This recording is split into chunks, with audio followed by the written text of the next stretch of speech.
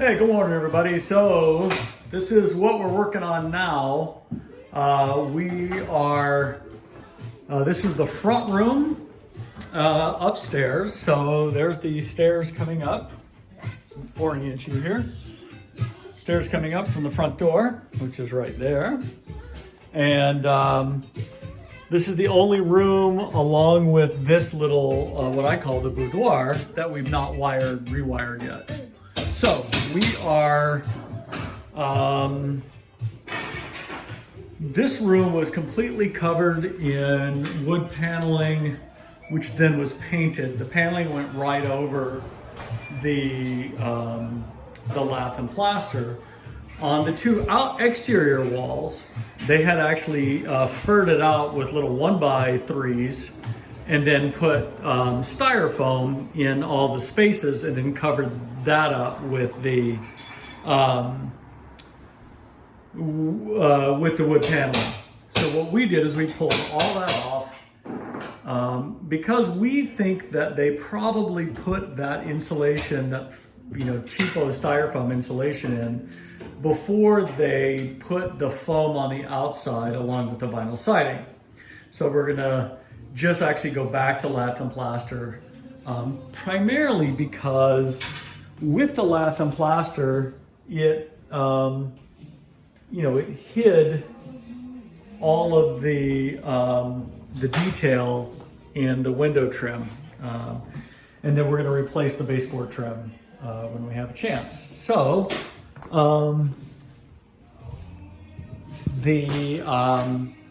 so then we cut the plaster up so that we have a channel to get into to run the wiring. And then, one issue, of course, is that we haven't had to deal with this before, but the wire comes in from there, which sneaks behind, it comes in behind the bathtub. And we came up through that same wall that we ran the plumbing up to the upstairs bathroom. And then we're gonna we'll come here. But the problem is if the wire is coming this direction into here, we can go this way, but in order to put an outlet over here, which we have to because we have to feed this switch, then we have to go around this doorway. So we actually had to pull all of the trim off the doorway so that we could go up and around and back down again. It's a little more wire, but we can't get into the attic space because there's tongue and groove flooring up there that I don't want to have to pull up if we can avoid it. So that's what we will do. And then we had to pull this trim off, but the problem is we can't get down because this is all just like two studs right here all the way down. So there's no way to snake down there.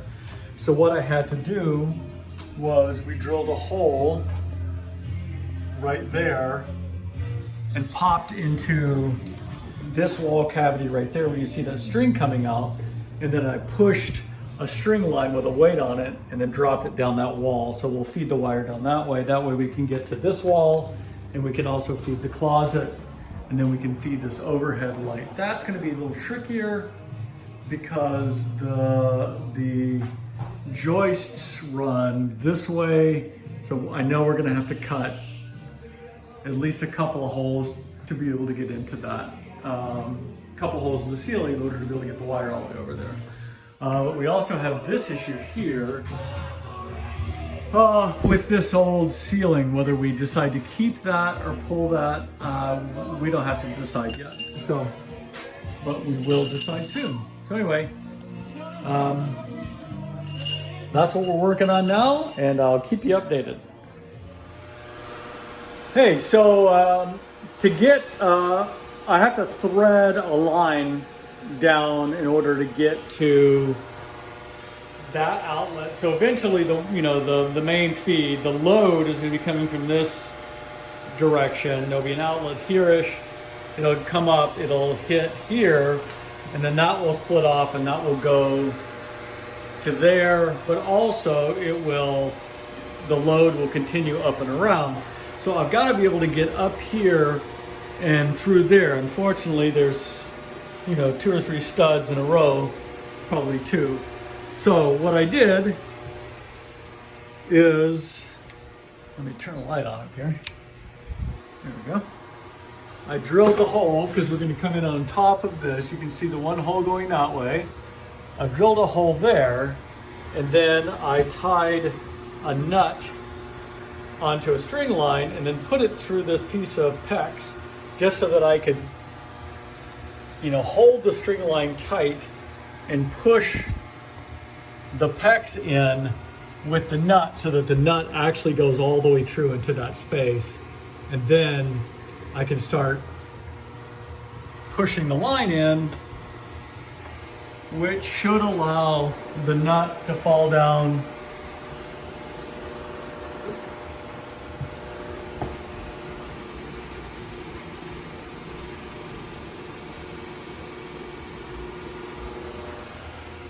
Here it comes. I can feel it at any moment now. The other thing that the PEX does is it keeps the string line from catching on the, the little wood splinters, so that it gives it a nice smooth place, reduces the coefficient of friction, as Preston and I like to say, allowing a string line to go, oh, hey, look, to come down into the wall, just like that.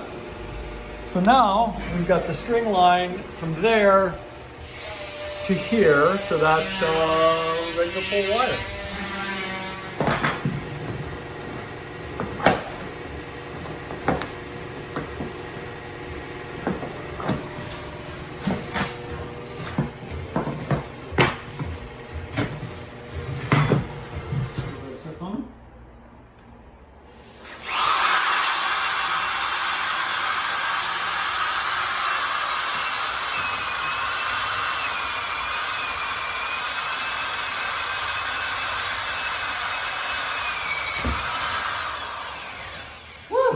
Hey guys, oh my goodness, so as you can see, we've got all the lath and plaster off all around the room, and now it's just a matter of, just a simple matter of drilling all the holes through all the studs with my handy right angle chuck, Milwaukee Magnum drill for those of you who care.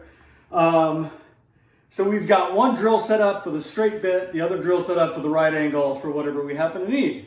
So what we're doing is we're just prepping right now. Preston's cutting the outlet boxes, and I am cutting drilling the holes. So hopefully the next clip of video will have some progress. All right, little dust in my throat there. Okay, so we've got some outlet boxes cut, a couple, one there, one there. That one look wider than that one? It is. Oh, okay. One in here. We've got all the holes drilled from where the wire comes in from the bathroom there. Got all the holes drilled around the entire perimeter.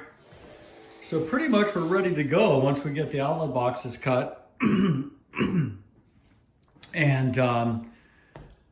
then the last thing we'll need to do, I mean, there's never a last thing, but got to get that hole cut, and then figure out how we're going to get from there over to that wall. Somehow we'll figure it out. And then once we're done, we're going to actually pull the ceiling out of this false ceiling. I don't like it. I don't know why they put it in. We're going to get rid of it. Especially since this closet was not original, so it actually makes the light off center in the room, which harshes my buzz. So we're going to recenter that light, or center the light, and we are going to pull this false ceiling down, but that will be at the very end. So that's enough for now. That's our story, and we're sticking to it.